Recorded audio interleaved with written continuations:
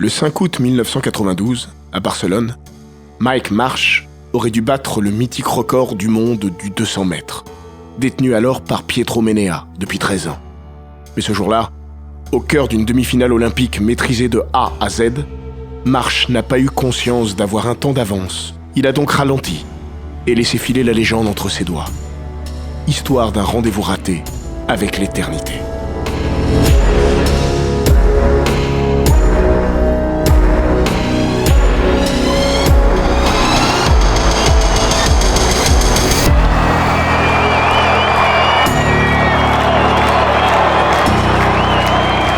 Bienvenue dans les grands récits d'Eurosport.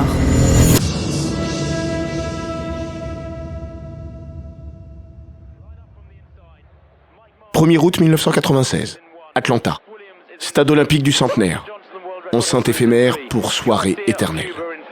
Finale du 200 mètres, couloir 3, pointe or au pied et chaîne du même métal autour du cou.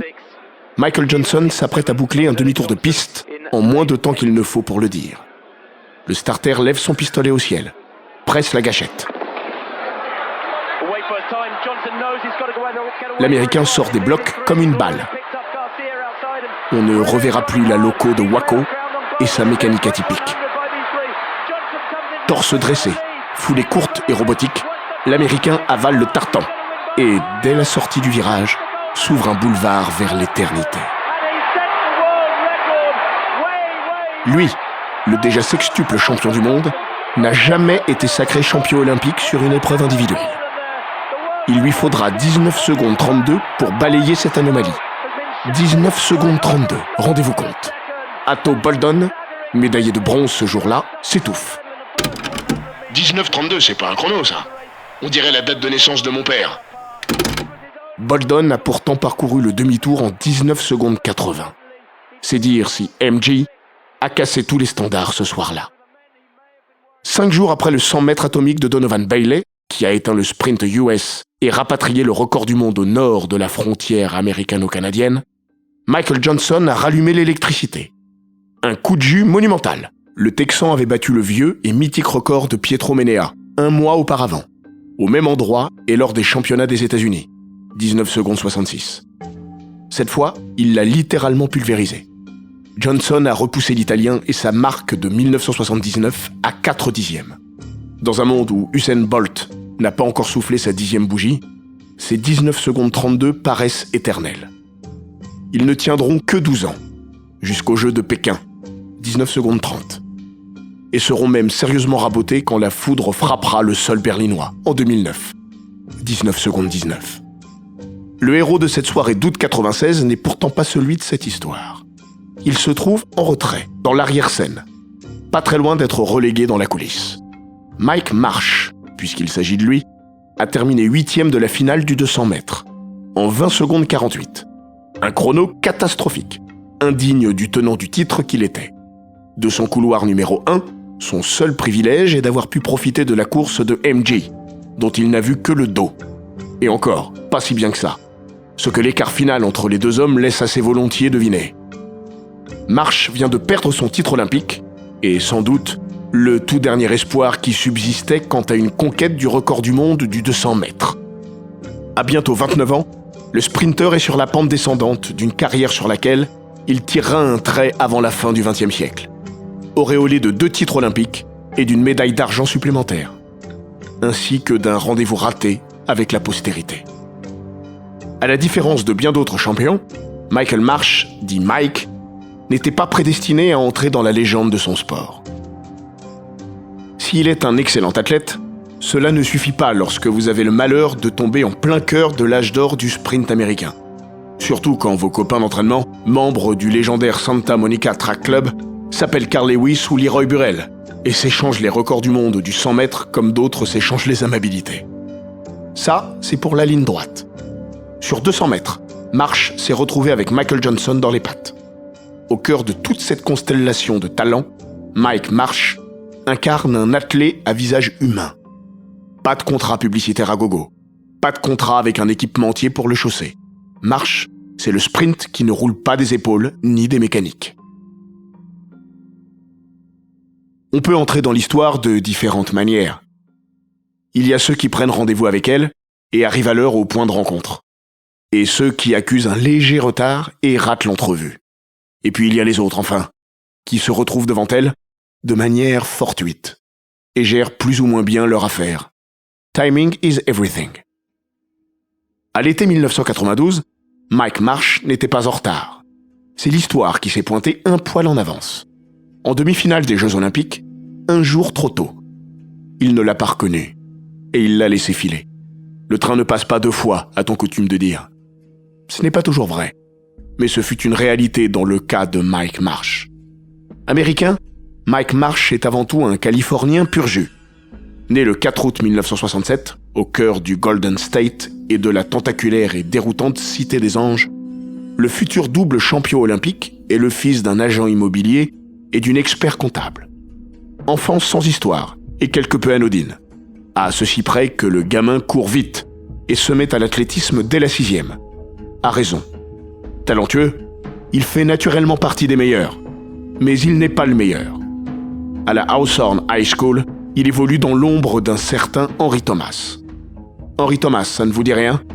Non? C'est normal. Il ne fera pas carrière, et une fois adulte, il passera plus de temps derrière les barreaux que sur les pistes. Néanmoins, au début des années 80, c'est la terreur du lycée du coin.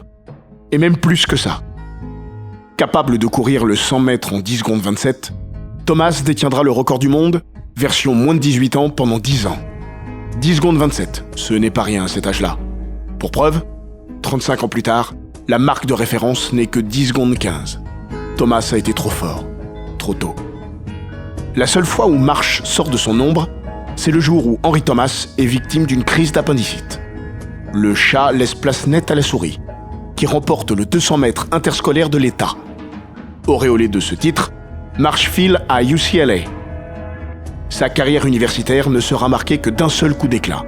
Une 3e place sur 100 mètres, lors des championnats universitaires de 1987.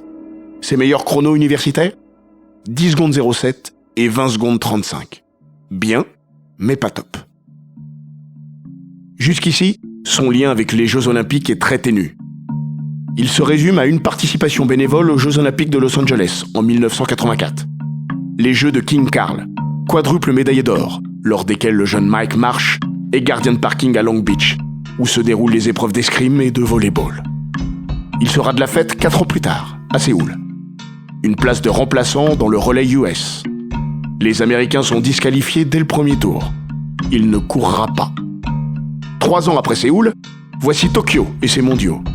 Cette fois, Mike Marsh goûte au tartan. Avec le 4x100 mètres, il bat le record des championnats du monde en série, 37 secondes 75. Mais il n'est pas invité à la finale, où les Américains remettent les Français à leur place. Record du monde à la clé, 37 secondes 50. À bientôt 25 ans, la carrière de Mike Marsh n'est pas vraiment sortie des blocs. Sinon avec un temps de réaction très moyen. L'athlète prend alors la meilleure décision de sa carrière. Il quitte la Californie et John Smith pour le Texas, où le sprinter met son destin entre les mains de Tom Tellez. Ce dernier va lui faire franchir un cap majeur. Le résultat tient en 2 marques, signées au printemps 92. Un 100 mètres bouclé en 9 secondes 93, quand le record du monde est de 9 secondes 86, et un 19 secondes 94 sur 200 mètres, quand il n'est pas anodin de passer sous la barre des 20 secondes. Bref, les Jeux de Barcelone s'annoncent merveilleusement bien, même si le principal intéressé reste prudent. Je n'ai rien fait pour le moment. Ce ne sont que 2 courses. Maintenant, il faut en faire de même face à des médaillés d'or, des costauds, et sous la pression. Ça tombe bien. Les championnats des États-Unis arrivent, dont la densité est plus importante que celle des Jeux. Marsh a raison d'être sur ses gardes. À la Nouvelle-Orléans, où se déroulent les Trials US, ses chronos du printemps sont tout sauf un passe-droit. Il a signé la meilleure performance mondiale sur 100 mètres, peut-être, mais il ne se classe que 4e et ne se qualifie pas pour les Jeux. Autre victime de marque, et quelle victime, Carl Lewis. L'Américain, qui a remporté les 5 derniers titres mondiaux et olympiques, reste sur le carreau. Malade, il termine 6e. Il ne courra plus jamais un 100 mètres olympique. Dennis Mitchell, Mark Witherspoon et Leroy Burrell passent le cut. Marsh se rattrape sur 200 mètres.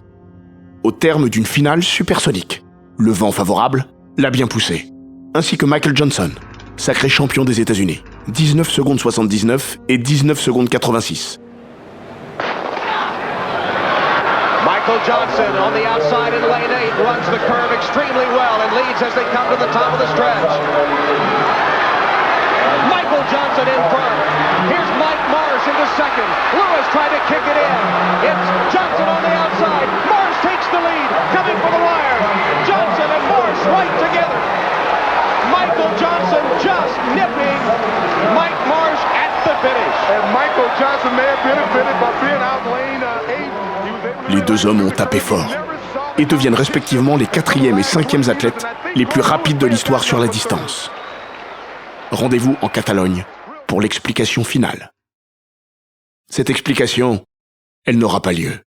On va d'ores et déjà vous raconter la fin de l'histoire. Mike Marsh sera sacré champion olympique au terme d'une finale bouclée en 20 secondes 01 et sans Michael Johnson. Mais l'essentiel s'est passé avant la finale pour Marsh, avant les Jeux pour Johnson. La fin de sa préparation, Michael Johnson l'a passé du côté de Salamanque. 2 semaines avant les Jeux, MJ, qui a mis le 400 mètres de côté pour se concentrer à 100% sur le 200 mètres, s'en va dîner avec son coach, Clyde Hart. Dans un premier temps, les deux hommes ont très envie de s'offrir un plaisir coupable. Un bon vieux Burger King, comme au pays. Finalement, ils optent pour un restaurant local, El Candil, déjà testé la veille et plutôt sympa. Manque de peau, Michael Johnson avale quelque chose de pas frais et chope une intoxication alimentaire. Avant même que la vasque du stade ne se soit embrasée, Michael Johnson a perdu. L'Américain va donner le change. Durant les 2 premiers tours, arrive la demi. Elle sera de trop. 6e de sa course, 20 secondes 78. Il sort. C'eût été un coup de tonnerre si la foudre n'avait pas frappé la Catalogne quelques minutes auparavant. Parce qu'au moment où Johnson range ses pointes, le public massé dans le stade olympique est encore subjugué par ce qui a précédé le déraillement de la loco de Waco. Mike Marsh est passé à un cheveu de la perfection. Couloir 5 de la première demi. Le Californien s'élance comme une balle. Son virage est proche de la perfection. À l'orée de la ligne droite, il est loin devant la meute. Linford Christie, frais et surprenant vainqueur du 100 mètres, n'est qu'une ombre alors que Marsh déboule vers l'éternité, relâché comme jamais. Problème, Mike Marsh n'a pas conscience que l'histoire lui tend les bras ce 5 août 1992. Tellement fort, il relâche son effort, décélère franchement et franchit la ligne avant de rétro-pédaler et de lever les yeux au ciel, vers le panneau d'affichage aussi, qui affiche son chrono. 19 secondes 73. 19 secondes 73 ? Oui, 19 secondes 73. À ses yeux, on voit que le sprinter oscille entre la satisfaction du devoir accompli et une incompréhension qui se traduit par le nombre de fois où son regard est aimanté par l'écran. Marsh vient de courir l'un des plus grands 200 mètres de l'histoire, sans le savoir. Marsh clearly, Christie misses out. Yes, Coyote takes him 19.73. 1/100th outside the world record. 1/100th of a second outside the world record. Il échoue à un minuscule centième du record du monde. Et pas n'importe lequel. Celui de Pietro Menea. Depuis 13 ans, la marque de l'Italien résiste au temps. Si bien qu'elle a fini par paraître éternelle. Au moment où Michael Johnson réussira à l'effacer des tablettes, Menea aura ces mots, résumant pleinement la vie générale. Je n'ai jamais pensé que mon record tiendrait aussi longtemps.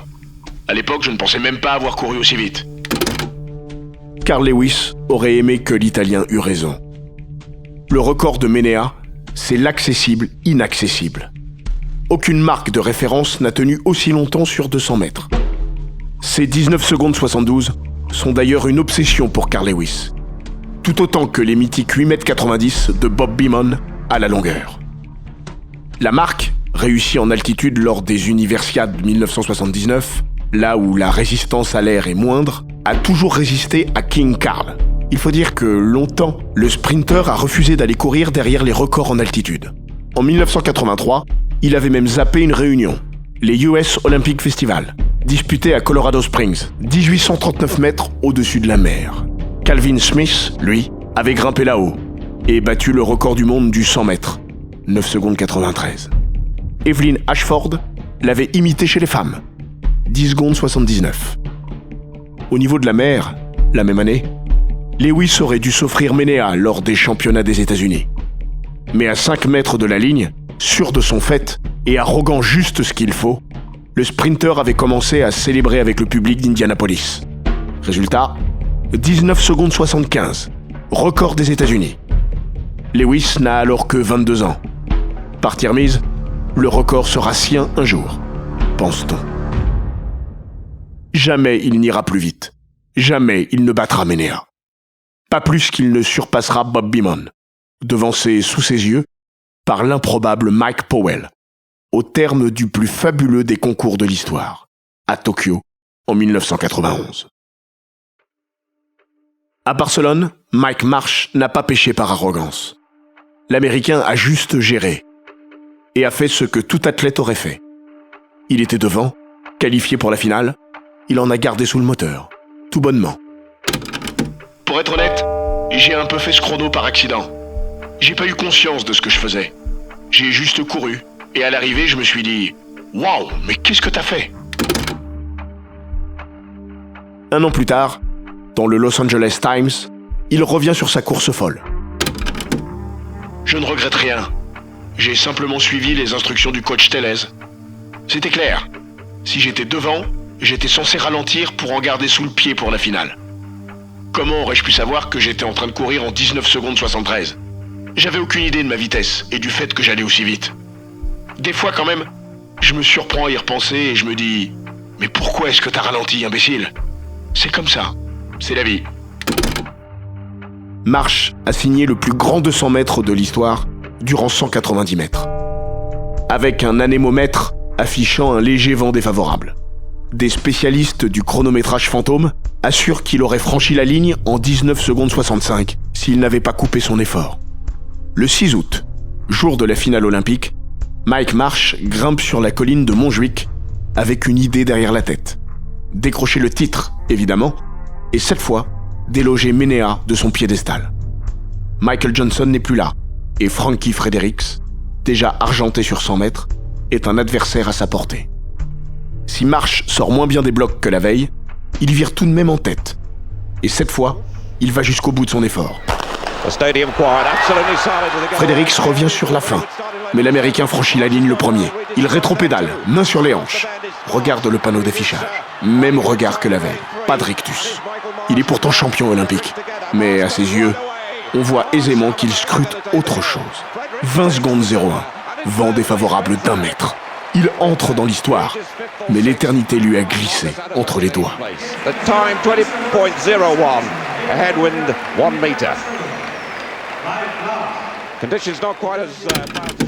J'ai travaillé des années pour ça, et j'ai été récompensé. J'ai pas couru aussi vite que je l'aurais aimé, mais j'ai décroché la médaille d'or, et c'est ça le plus important. Après mes 19 secondes 73 de la demi, je me disais que je pourrais battre le record du monde aujourd'hui. Mais j'étais plus fatigué que je l'imaginais. Je m'en veux de pas avoir couru plus longtemps en demi-finale. Mais les records vont et viennent. La médaille d'or, elle est dans ma poche. Mike Marsh n'a pas tort. Mais jusqu'à la fin de ses jours, il ne pourra s'empêcher de penser que le jour du casse du siècle, il a laissé une partie du butin en route.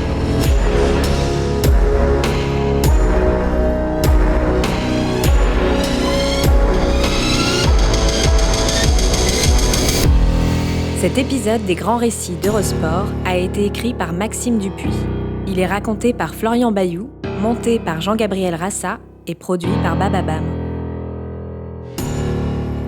N'hésitez pas à vous abonner, commenter, partager et noter ce podcast sur Apple Podcast, Google Podcast, Castbox, Spotify, Deezer et toutes les plateformes audio.